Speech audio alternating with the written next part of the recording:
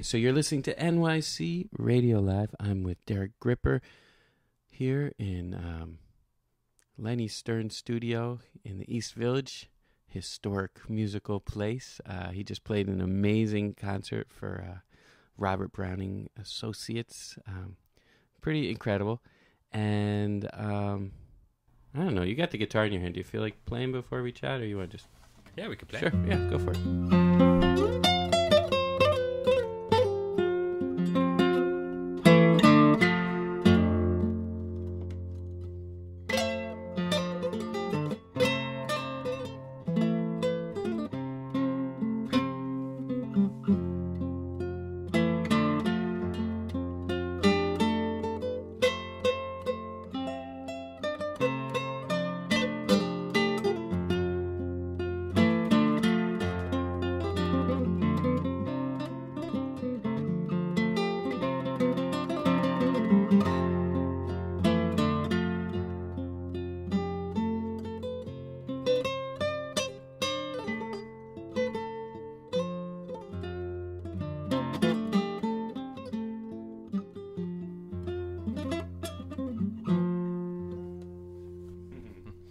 So you kind of you discovered some new stuff with the instrument.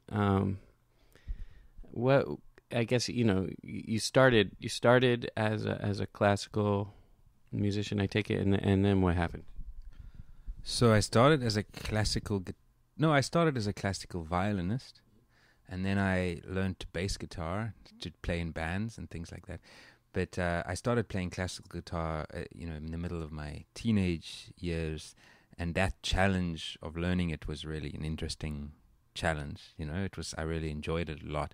But once I kind of woke up and started paying attention to the music, then I realized I didn't really like the music so much.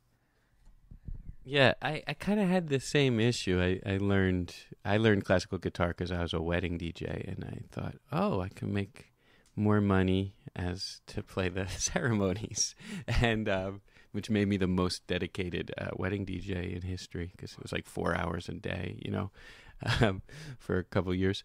But I was looking for material that like grooved, and I thought, like Villa Lobos, he's from Brazil, like this'll groove, but I didn't find it. I mean, it doesn't groove. No, I was really searching the world for two things. One, for like this kind of guru teacher who would be sort of all-knowing and, fabulous, and really be connected to the real source of music, and for that I went to India to study, Indian classical music. Then I gave up on music and I went to India to study yoga. I thought, okay, maybe the yogis are going to be like really, because I was kind of encountering professionals, who were teaching at universities, or, had this kind of, and I was really looking for this, the idea we have of music after when you're 19 and you've read Siddhartha or something, But I couldn't find any music that grooved. Villa Lobos, you try, and it kind of, and you persuade yourself that some of it works, and Bach was definitely something that had something, but then you kind of step away from the technical challenge of playing, and you're like, but this isn't, still not really the music that I would put on a record player if I wanted to listen to music. I wasn't listening to this music. I was listening to Keith Jarrett and stuff, I don't know. And then I discovered Egberto Gismonti, and he was playing nylon string guitar, and it rocked. It was like amazing, and he was playing dirty, and he was grooving. And so that's when I woke up and realized, okay, you could do something with guitar, but... Right. Yeah. No, okay. It seems like we followed the same path and made the same mistakes about the guys with the flowing robes and all this stuff. Exactly. Yeah. You must have it all figured out. You're wearing saffron. Exactly. You're looking great. So, all right. So you discover the Egberto Gismonti, and then when did you start finding your own path? Because I mean, you found something with African grooves. Yeah. Well, I had like these two, like the left shoulder and the right shoulder was Egberto Gismonti on the one side, and this guy called Paul Galbraith on the other, who was playing 8-string guitar. And so Paul was playing in this pristine, incredible architecture of classical music. He was making it feel like the guitar could be a great classical instrument, and that you could, really sort of play the ideals of classical music. But then on the other side, you had Gismonti, who was just reaching into the bowels of the instrument, and so I was oscillating between these two extremes, and playing really strict classical, and then trying to write music like Gismonti. And it took a long time until about 2010 when I decided, hey, why don't I actually try and play Gismonti's music? I hadn't really thought of doing that because he plays 10-string guitar and the scores don't exist. So I started transcribing his music for guitar, and I made an album called The Sound of Water, where I put some of my compositions alongside his, and I was playing pieces. A lot of people play his music, but they play his piano music. Guitarists transcribe forever and all these things. So I was playing his actual guitar music and transcribing it onto guitar, which not very many people do. So that was the beginning of the idea of transcribing from recordings. At the same time as listening to Gismonti and Paul Galbraith on classical guitar, I discovered this album by Toumani called Kaira, Toumani Diabate, the kora player from Mali. So there you hear the groove, but you've got the counterpoint of Bach all together in one thing. But it's completely impossible that could be played on guitar because there's polyrhythms, and he's keeping a bass line the whole time because it's a harp. And so I thought maybe if I invented some kind of multi-string guitar, then I could have the bass line going on kind of a harp and then be able to improvise on the top, because I didn't understand the music. But about 2011, I had a brainwave, and I slowed down the recording. And then I was, oh my gosh, this is what he's doing. I could suddenly hear what he was doing. And then I started retuning the guitar until I found a tuning that worked, and then transcribing it very painstakingly onto the page. And that's what became the record One Night on Earth. All right. So, yeah, there was, I guess, a bunch of techniques that you must have kind of discovered along the way. I wonder if you could demonstrate some of them. I mean, one is just like those amazing runs that the kora does. Oh. Yeah. Yeah, I mean, the first thing I did was playing like them.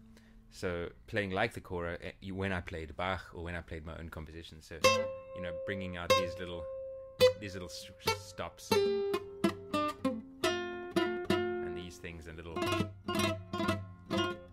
trills, and so I started developing that. But the tuning came out of the transcribing. So this became the tuning that works for all kora music, which is D-A-D, like the drop D of classical guitar, and then the F sharp of Renaissance lute, like that Vihuela music, and we put the two together, D-A-D, F sharp, B-E, and I've got a capo on the 3rd fret now, so it's different. That gives you the basic, all the chords that you really need for the kora music. So the first piece I did was Tubaka.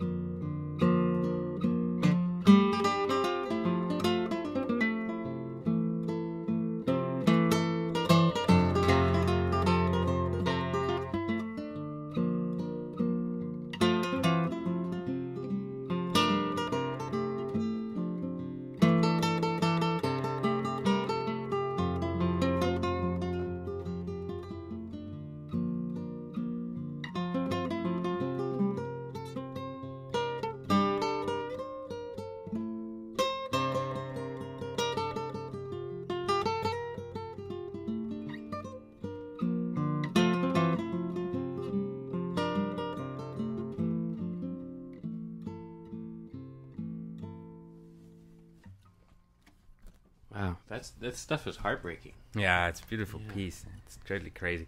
No, it was really exciting to be able to hear it on guitar and play it on guitar and finally be playing the music that I would actually put on a record myself, that I would want to listen to.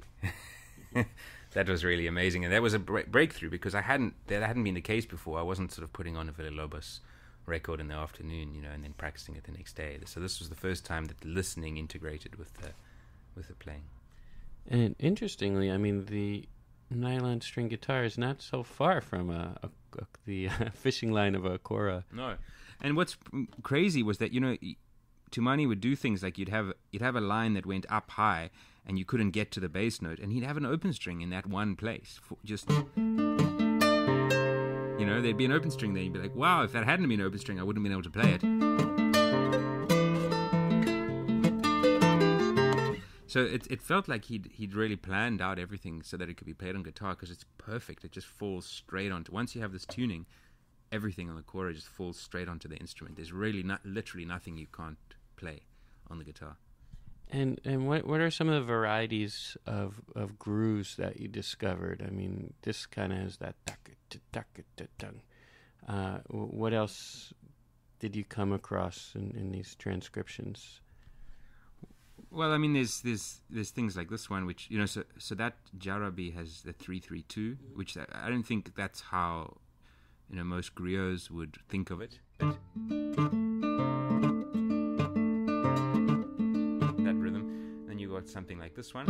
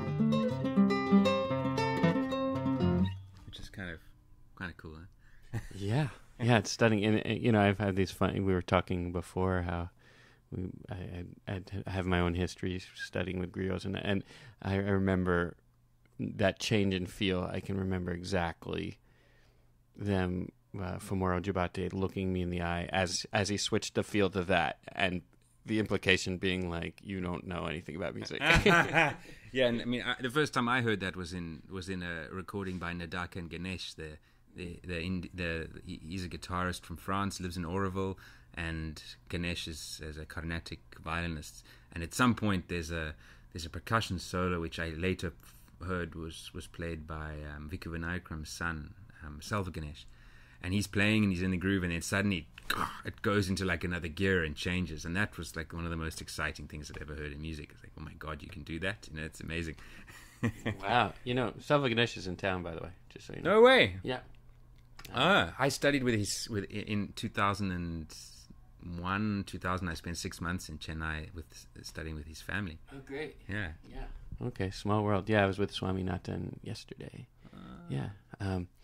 Cool. Wow. So, all right. So you discovered all this kind of stuff, and now you probably just felt like you kind of like arrived as a musician. Like you found something new that was lacking in the repertoire of classical guitar. Well, the first step was to try and my first thing was I wanted to present the idea that there were great African composers, and Bach would have been going into the studio to put his ideas down if there'd been electricity. So Toumani going into a studio and Bach writing something down, I see as very similar activities, very different from a modern composer who's sitting in Sibelius or writing on a page, and then giving it to musicians. I see written music in early European music as a much more sense of recording than planning. The music existed in their fingers and their ears, and they could write it down. Just like Toumani's music exists in his fingers and his ears. He's not having a conceptual idea. Like, wouldn't it be interesting to take all 12 tones and hear them all once, and then, there's not that kind of thing. The idea of the composer, I don't think, had happened on such a level, in early music. So that was the first thing, is to actually say, okay, I want to play not Jarabi, which is a traditional griot piece, but I want to play Toumani's composition, which is based on Jarabi, just like I play Bach's composition, which is the Chaconne, based on a dance that's everybody played, It's recognizable to anyone. Oh, that's a Chaconne. But there's a Bach one, which everyone plays and likes. So I wanted to present that idea first. Unfortunately, what happened is that I finally went to Bamako to play with Tumani in 2016. And having played this music a lot, it's not a music that you want to just play the same time every time you play it. It's kind of a modular improvisation at the simplest, and then more can happen. And then when I was in Bamako and I listened to a guy called Jelly Sako play Jarabi, which I'd been playing for years by that time, and he played it for about 45 minutes, and every moment was different, but recognizable. So it was like listening to somebody play a Bach piece that you knew well, but just do whatever he wanted with it. So that introduced a new layer of what a classical musician could do when he's interpreting music. Because now we're slaves to the text, and we think all the answers lie in the text or in the composer or in the teacher, and we're very scared to do our own thing, because there's all this pressure from around us. So in West Africa, they don't have that fear at all. They do whatever they want. But the musicians that I've heard, they play with the piece, and that's why they're accepting of what I do, which I was worried about. Are they going to accept? Am I playing the rhythm wrong? Am I tapping in the wrong place?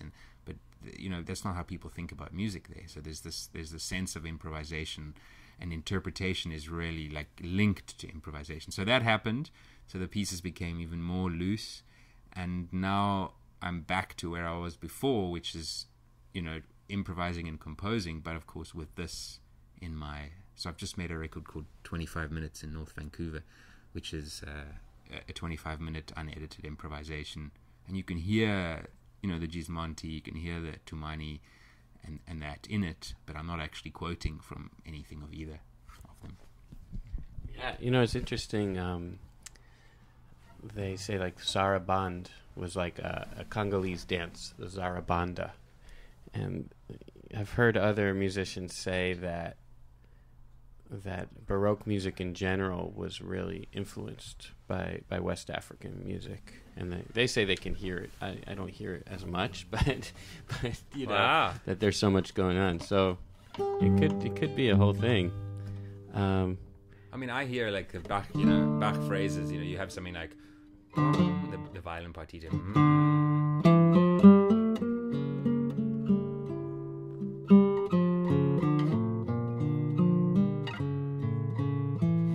That would be one way of playing it, because you can see each discrete note on the page, so you have a concept of I need to articulate each of those notes. That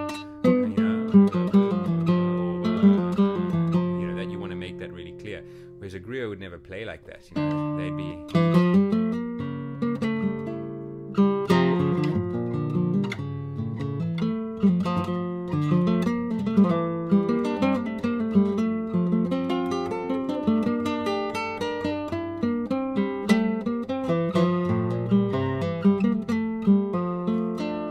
interested in how would we phrase the music if we weren't reading it, if we were hearing it as words and phrases, and and this kind of metricality that's come definitely in classical guitar especially, but you hear it in all classical music now. Yeah, apparently Bach was a ferocious improviser, and there's a great book called The Pianists, and it's contemporary people from that time, kind of their own diaries, who are like around Liszt or these people, and you get these incredible stories about what a rock star, say Liszt was, or something like that, and amazing stories of Bach just destroying a foe in a salon, just cutting them, with the strings breaking off of the pianos, and just killing it. And also, they said that he was not they were not super tied to the metronome like music is now. Yeah, well, they tried to invent a metronome at one point, and they were, but it's impossible. You couldn't make a mechanical device that could give the musicians the pulse that they need, because the pulse is never the same. It's always changing. And so it was kind of considered an impossibility.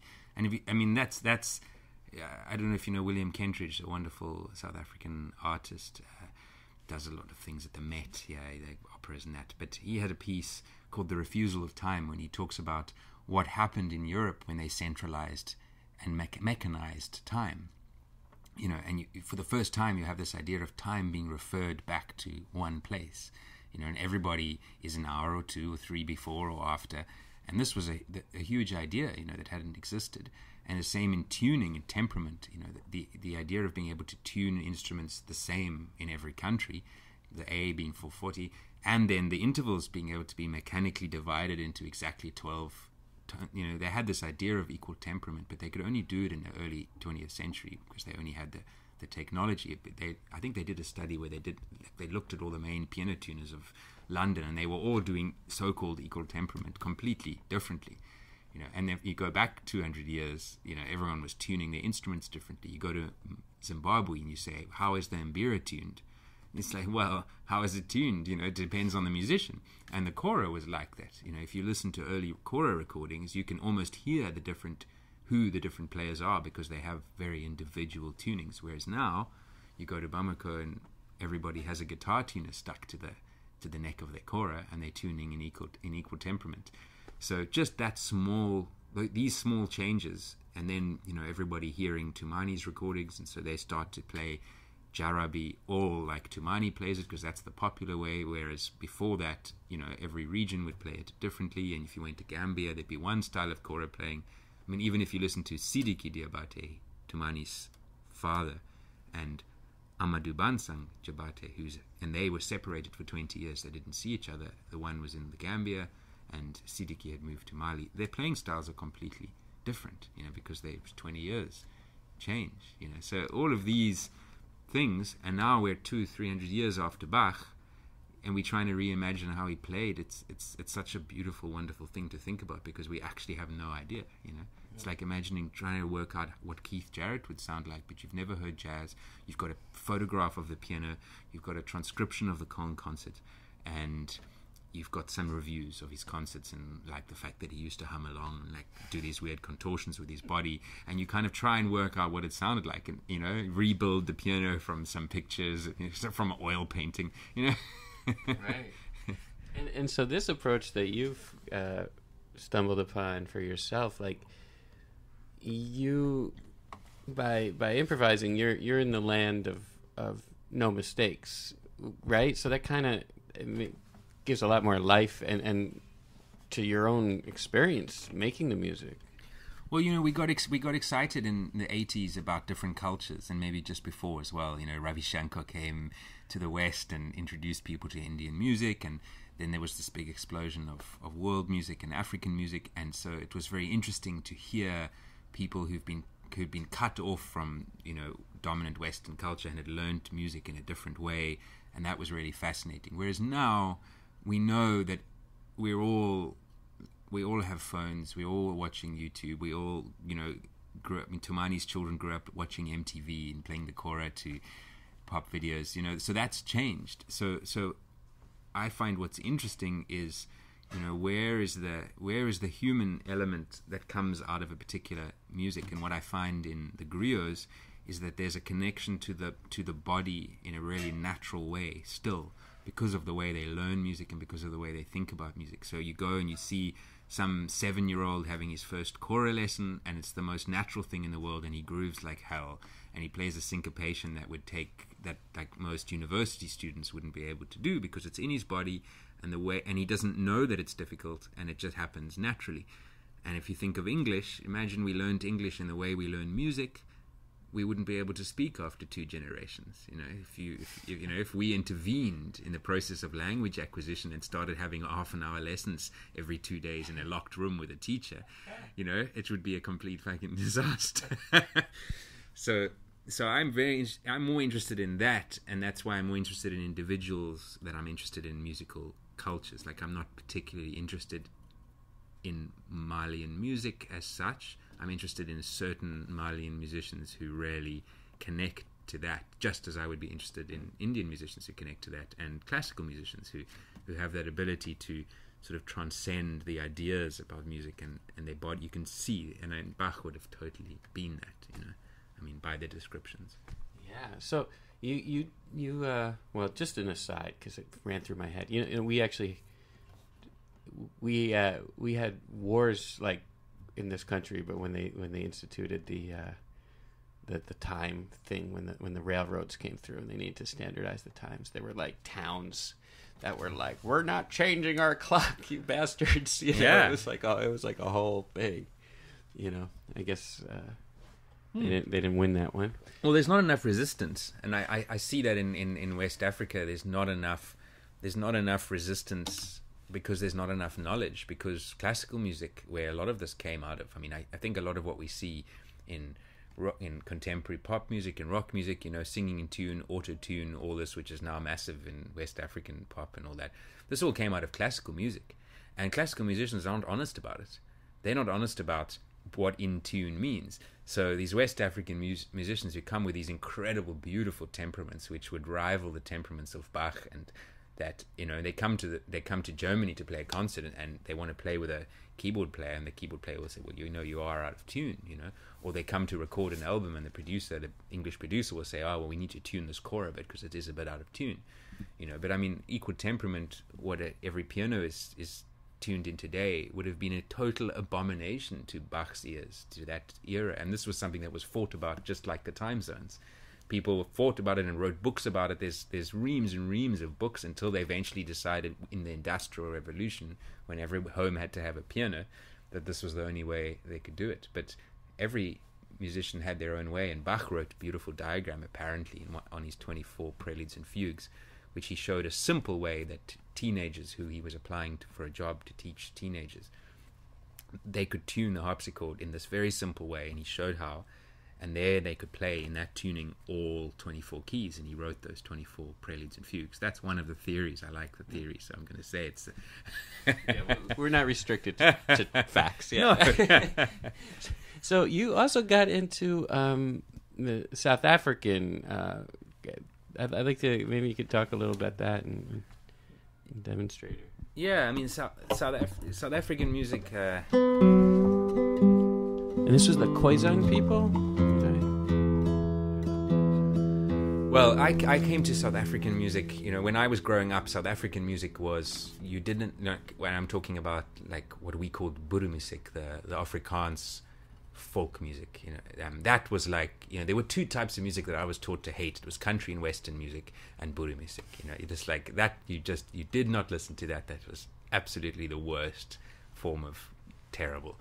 And so I met a guy called Alex van Heerden in the late 90s, and we started playing together. And Alex had started in jazz and started playing in the townships of Port Elizabeth, trumpeter, and then moved to Cape Town at the age of 17, got on a bus actually from Port Elizabeth and joined a band called the Genuines on tour, which was a Cape Town sort of punk band that came out in the 80s and made, you know, this mix of what we call guma, which is the carnival music of Cape Town, and various things. So Alex introduced me to a lot of this music in a positive way for the first time. So it had been in my ears and in my environment, but I'd kind of rejected it. So he played me, you know, Manny Rees, the Afrikaans violinist who played boere music on the violin, and he played me, and we listened to Vastrap, which is the you know, you have this weird thing where there was this racial divide in Afrikaans music and Afrikaans culture, where during the apartheid era they had to decide that they were white Afrikaners and colored Afrikaners. They, you know, which is the middle racial distinction in South Africa. You were white, you were black, or you were colored. And there were three layers in society. So you would have you had three education departments for each of these racial distinctions, you know. So the white people would get proper education, the colored people would be educated enough that they could do, you know, desk jobs, and the black people would be educated enough that they could be told to carry something from here to there and sign their name on a check. And that was the Bantu education system that was in place for many years. And so in order to create the complexity, obviously it wasn't difficult to know who was black and who was white. They had to do a huge thing to get rid of to get the white people out of the menial labor economy where they were, because everyone, you know, the miners in the early 20th century were black and white and everybody. So they had to create this thing to say to the white people, no, you must get out of there, you must, you know. And But what do you do with the middle, which was the Afrikaans-speaking people, who were brown, and maybe a little bit white and maybe a little bit darker? That was the big complication in apartheid, is how to work out who was who. And they separated families. A sister and a brother could be classified differently because of the way that they looked. And that happened inside the music as well, because you had Afrikaans music, which was a mix of these people were creating music and creating the language all together. And that separated into Boere music, which was the serious, white Afrikaans music, and the Vastrap, which was the farm, laborer, colored, mixed race Afrikaans music. And the way that they speak Afrikaans is very different. So Alex was interested in these two extremes of the music and how they linked up, and this as a sort of proof of the fact that this had been more one people before. This had been a culture that had been created together, and I think it's a great way of understanding class in music. That how Bach would have played compared to how the guy down the road playing the dance, the wedding dance, were probably quite similar. And slowly, as this idea of serious music in the concert hall and the empire, then music became more and more serious, and the split between folk and classical music by the time you get to Wagner is so massive. And so now we think if we want to understand Bach, we have to go to a classical conservatory, but probably we'd be better off in the forests of Sweden learning with a Swedish fiddle player to understand how Bach played, or, in my view, in the streets of Bamako playing with the griots, because the way of orally learning music, I think, is closer. So I think we're looking in the wrong place when we try to understand Bach and we go to a conservatory, which is what I initially did. This is a completely modern invention, this way of playing Bach, and it's beautiful, and it's produced Glenn Gould and wonderful things.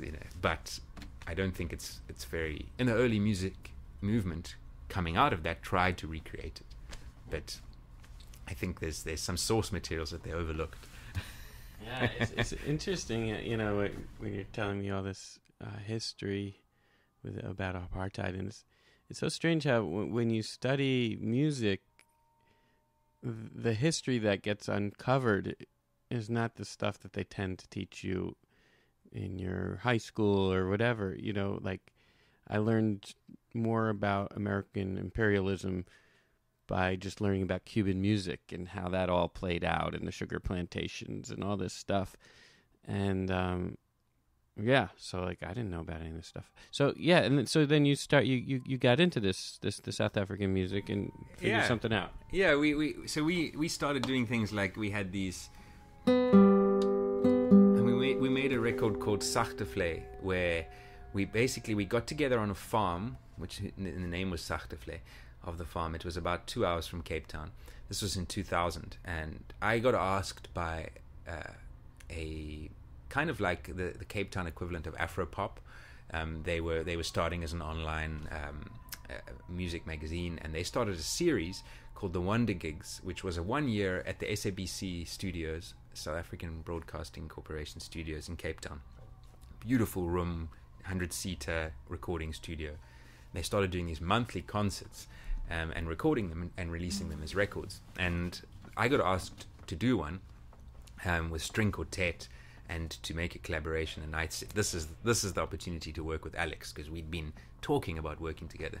So we got together on a farm, and we spent about a week or two together.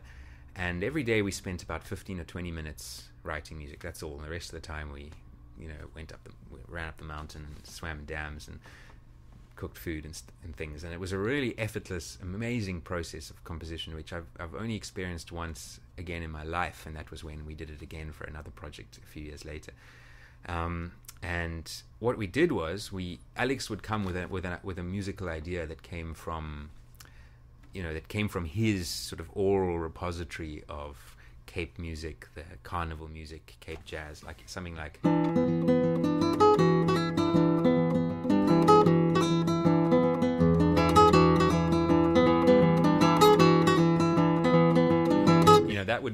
that would be something that could be played on trumpet or in the carnival.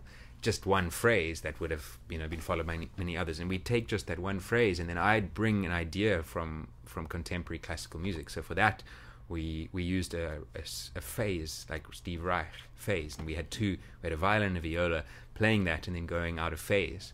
And while that was happening, we had a double bass player who was doing this kind of calabash inspired bass solo, and on top Alex was playing trumpet in the actual Cape style. So you had this Steve Reich phase in the middle, you had this like improvised kind of, you know, West African style double bass underneath, and then on the top this, you know, Alex was like sort of he had the kind of Miles, very muted, beautiful sound, but he was totally immersed in the language of Cape jazz, and in a very beautiful way. Or we'd take another melody and we'd say, right, we're gonna harmonize this in parallel harmonies like Messiaen, you know, but very simple ideas. We just take one idea from contemporary Western classical and one kind of thing, or we'd sit together and he'd write a melody, you know, a phrase, and then I'd answer it with a phrase from some other place, and then we'd harmonize them using a Messiaen technique or Stravinsky something, or, you know, and we made this record called Sachteflei, and that was my first actual record. I was playing viola in the string quartet, and it was a really amazing time. And then we got together later. I made a record called Blomdorens, where I brought these ideas together on solo guitar. So, you know, a lot of music in we always used to argue, Alex and I, about, you know, all music in the Western Cape is in the major, and I'm a bit minor. They have this interesting thing like this: the Afrikaners, the white Afrikaners, they'll use this chord, the sixth, right? And if you go into the farms, you'll hear the minor seventh. I mean, no, am I getting it wrong? No, they get, yeah, sorry, I haven't thought about this for a while. They'll use this as the tonic chord, and you often find, you know, so there's little changes, but actually, you know, that's a actual seventh. That's a seventh overtone, which is actually, so they were both on either side of this natural overtone that the instruments couldn't reach, and we found this guy who tuned his guitar like this and played all the chords in these, you know. So we were just playing with a lot of these different things, and that's what happened. I went on a tangent there. Oh, no, that's fascinating. I haven't heard that album yet. That sounds amazing. So Blomdorens was like very simple guitar music.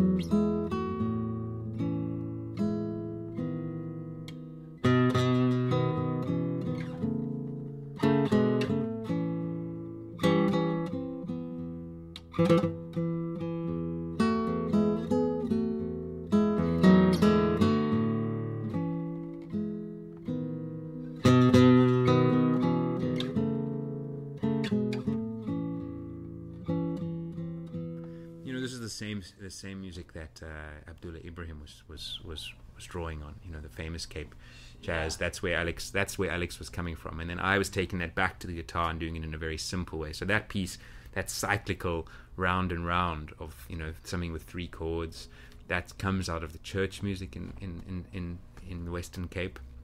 They call it the koortjie. You know, this like just trance, you know, making church music into trance music. And then we did another record together with string quartet, but now by this time I was playing guitar, and it was called Spore by die Bek van 'n Eystervat, which translates as footprints at the mouth of an iron pig's hole. The iron pig is a porcupine, and it came from a picture from the Bleek and Lloyd collection, which is an amazing collection of language and poems and drawings of Khoisan people in the late 1800s that was documented by a linguist for over a long period of time, and so we made a string quartet based on that. So that's kind of how I started to make friends with the music of the Western Cape. But it's still, you know, it was where I was, but it wasn't who I was, and it wasn't, you know, we limited ourselves to that region for a long time. And Alex died in a car accident in 2009, 2 weeks after we did a live show. We had a kind of reunion show. We hadn't been playing together for a while, and we had a 10-year reunion of the Sachteflei recording with myself and the double bass player Bryden Bolton, who'd worked with Alex since they were young, and we made a trio performance, and luckily we recorded it. And then Alex died 2 weeks later. So that album, Alex, is also, all these are on my website, DerekRipper.com. But we limited ourselves to this idea that we wanted to remain rooted in South African music and people and places and that. And so after that, I did make some solo records still in this kind of vein. But, you know, when I started transcribing and playing Gismonti and then again Tumani, I started to incorporate the other things, you know, that were actually a big part of my musical world as well, you know. And that was the kind of liberating moment when I realized I didn't have to be South African in the musical terms. Right. And I guess, you know, I was just speaking to a Bansuri player, a white guy, and he's kind of like, you know, no one wants to hear a white Bansuri player. Yeah. And so I guess, you know, in the world, there's so much identity politics and stuff like that, and with what people want to see if they go to hear some African music. Like, how does that... Is it different for you because you're playing an acoustic nylon string guitar, or do people say like why should I go hear this guy? Like, does that go through your head? Like, do you deal with these kind of issues? Like, well, when I made the One Night on Earth, which is these Kora transcriptions, the first question I was asking myself is, are people going to think these are covers? Because if you think in classical music, it's not covers at all. You know, Glenn Gould didn't play covers; he interpreted Bach. It's a very serious and wonderful thing. But if he'd done an album of Beatles tunes, it would have been covers. So are we talking about African music using the language of pop music, or are we using the language of classical music? And I was really trying to say we should be using the language of classical music as well, you know, because it's neither. But, you know, how can we see it through the lens of classical music? So that was the beginning of my project, and I put the album out thinking, okay, what's going to happen? You know, and people didn't think, oh, these are second-rate covers. I mean, the first reviewers would say, well, why would I want to listen to this guy play the music when I can listen to Tumani play the music? But I think people have recognized that it's not better or worse or another version. It is another version. It's just another perspective on the music. Just like we want to hear multiple perspectives of a piece of Bach, you know, we want to hear Pablo Casals play the cello suites, and we want to hear Yo-Yo Ma play the cello suites, and we want to hear, and you know, that's what's interesting in classical music, is different people's readings, and of course I'm going to play this music different to Tumani because my musical background is completely different and my instrument is completely different. So some people find value in that, and I'm sure there are others who just wouldn't even bother because they're quite happy listening to Tumani. And, you know, absolutely, Tumani's an incredible musician, so that's totally fine. But I hope that people can, you know, that we can have this idea that it's actually important to hear multiple readings of things and multiple contexts in things. And so, you know, if I'd been playing Tumani's music on the Kora, I don't think I would have had a chance in hell, you know, of anyone wanting to come, and fair enough. We haven't got there yet. But I think we should be getting there, you know, at some point, because there's some, you know, there's no reason why because it's all about love, you know, what do you love? What are you drawn to? It's not about what culture you're born in anymore, you know. It's about when the radio goes on and you hear something and you go, wow, that, and you just go for it, you know, and that's going to have to become the impetus of how we learn music, because no one can say that they're born in a culture and that's the music they knew and therefore that's the music they play. Sorry, it's over. Right. So any other anything you have your sights set on, like if you could just press a button and you wouldn't have to go through all the hellish or maybe joyful transcription time? Is there some other kind of something else in the globe that's kind of drawing you right now? Well, we were speaking before you started recording about Indian classical music, and I've got some shows coming up in London with Debashish Bhattacharya, the Indian slide guitarist, incredible musician. And again, there's a great syncretism. You know, he's playing Indian classical music on a Hawaiian guitar, you know, and has become a totally accepted thing. So when I first went to India and wanted to study the violin at the age of 19, very naively, for 2 months, I thought I could pick up a little bit, and I realized, okay, these guys are serious. They've got violins, and like, I'm not going to be able to even touch this. That's what made me decide I'm going to focus on guitar. And I had this idea. I was listening to Keith Jarrett's solo piano concerts then, the improvised piano concerts, and I had this kind of idea then that, wouldn't it be amazing to be able to do something like what he did on the piano, on the guitar? Wouldn't it be amazing to be able to improvise like that on the guitar, explore multiple tunings in one piece, go for ages? And that's, been a kind of impossibility, something I had to shelve, that's been kind of impossible. And I'm feeling pretty happy. This Vancouver project I just did, this guy asked me to come to his studio to record. I had nothing to record, but I said, hey, yeah, why not? And I arrived, and he had everything set up. So I said, well, just press record. And I played for 25 minutes, and that's what we kept, and that's what we released. And for the first time, I was able to capture an actual long-scale composition, which was made in the moment. And so that's something I would like to explore. It's hard live. I don't know how Keith does it. To go, because he's committed. I suppose people are expecting that now. So he kind of, he can't go quoting the Khan concert. Not that he would. So that's something that I want to really develop. And when I play with Debashish, I realize that there's still so much to learn. From so much music. So I'm just kind of wandering around this huge world of. I'm working on a project of transcribing the songs of Fanta Sako, who's an incredible Malian singer whose music is not very well known, but she would have been one of the influences of Toumani. A lot of the pieces that Toumani play come from the recording that she made in 1971.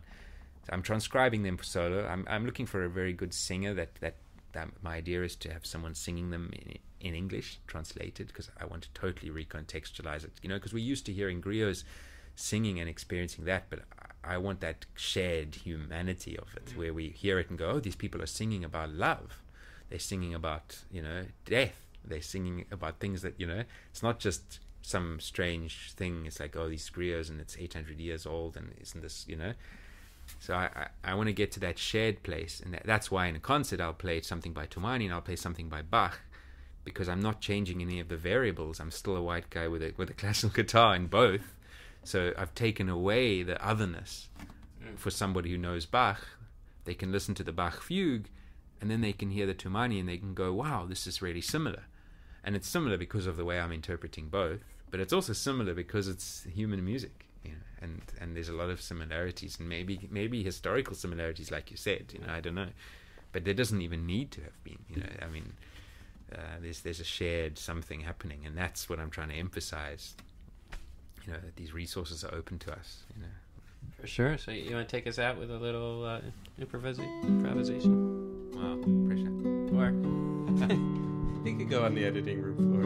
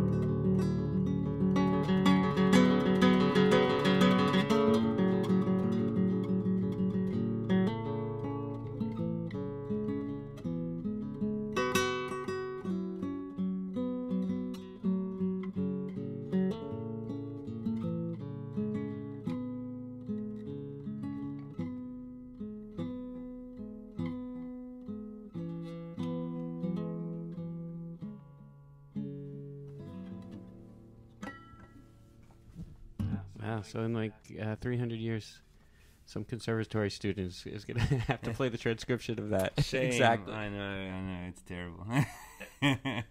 Properly. Yeah, exactly. Don't fuck it up, okay? All right. Great hanging with you. This was fun. Thank you. Thanks so much.